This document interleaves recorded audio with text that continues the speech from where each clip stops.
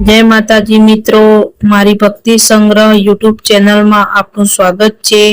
आजे आपणे देवासईनी एकादशी विषे संपूर्ण व्रत कथा पूजा विधि सहित सांभळीशुं।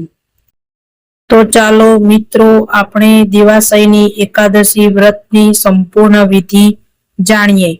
एक दिवस पहला दशमीना दिवसे सात्विक भोजन करवुं, डુંગળી, લસણ, માંસાહાર અને નશીલા પદાર્થોનો ત્યાગ કરવો, મન, વાણી અને કર્મથી પવિત્રતા રાખવી, એકાદશીના દિવસે બ્રહ્મ મુહૂર્તમાં ઉઠીને સ્નાન કરવું, સ્વચ્છ અથવા પીળા વસ્ત્રો પહેરવા, પૂજાના સ્થાન પર ભગવાન વિષ્ણુ અને માતા લક્ષ્મીની મૂર્તિ અથવા ચિત્ર સ્થાપિત કરવું, દીવો પ્રગટાવવો, ચંદન, અક્ષત, ફૂલ, તુલસીના પાન, ધૂપ, દીપ અને ફળ અર્પણ કરવું અને બની શકે તો ઓમ નમો ભગવતે વાસુદેવાય નમઃ અથવા ઓમ નમો નારાયણાય નમઃ, શક્ય હોય તો વિષ્ણુ સહસ્ત્રનો પાઠ કરવો, દિવસભર ભગવાનના નામનું સ્મરણ, ભજન અને કીર્તન કરવું।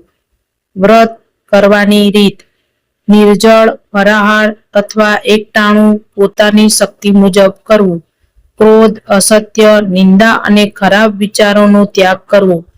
રાત્રે શક્ય હોય તો ભજન, કીર્તન, વિષ્ણુ નામ સ્મરણ અને કથા સાંભળવી।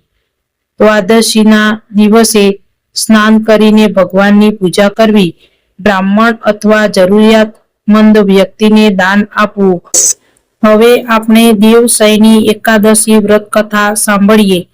પ્રાચીન સમયમાં સૂર્યવંશમાં માગધા નામના એક મહાન ધર્માત્મા રાજા રાજ્ય કરતા હતા।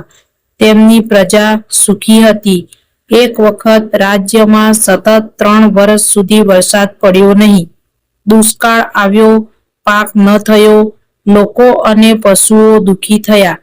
રાજાએ ઘણા ઉપાયો કર્યા, છતાં વરસાદ ન પડ્યો। અંતે તેઓ ઋષિઓની સલાહ લેવા જંગલમાં ગયા। ત્યાં તેમની મુલાકાત અંગિરા ઋષિ સાથે થઈ। રાજાએ વિનમ્રતાથી પૂછ્યું, હે મુનિશ્રેષ્ઠ, મારા રાજ્યમાં દુષ્કાળ કેમ પડ્યો છે? પ્રજાનું દુઃખ કેવી રીતે દૂર થશે?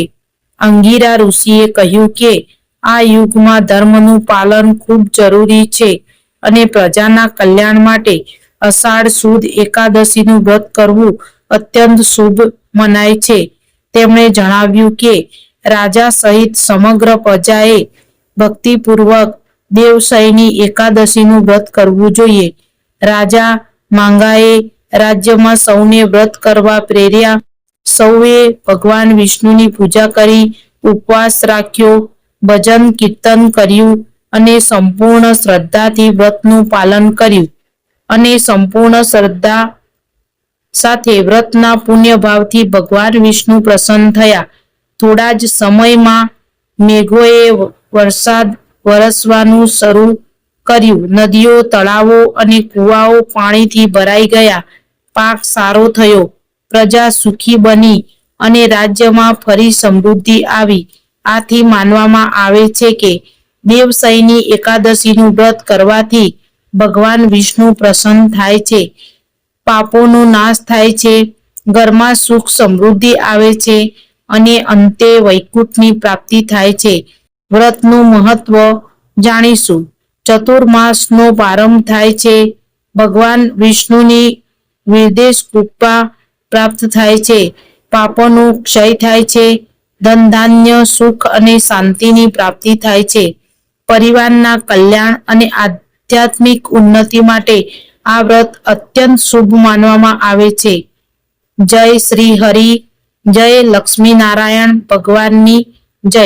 તો મિત્રો, આ મારી દેવસઈની એકાદશી વ્રત કથા તમને પસંદ આવી હોય તો લાઈક કરી, શેર કરી, સબસ્ક્રાઇબ જરૂરથી કરજો, જેથી કરીને મારી અવનવી વ્રત કથાઓ, મંત્રો તમને મળતા રહે। જય માતાજી મિત્રો।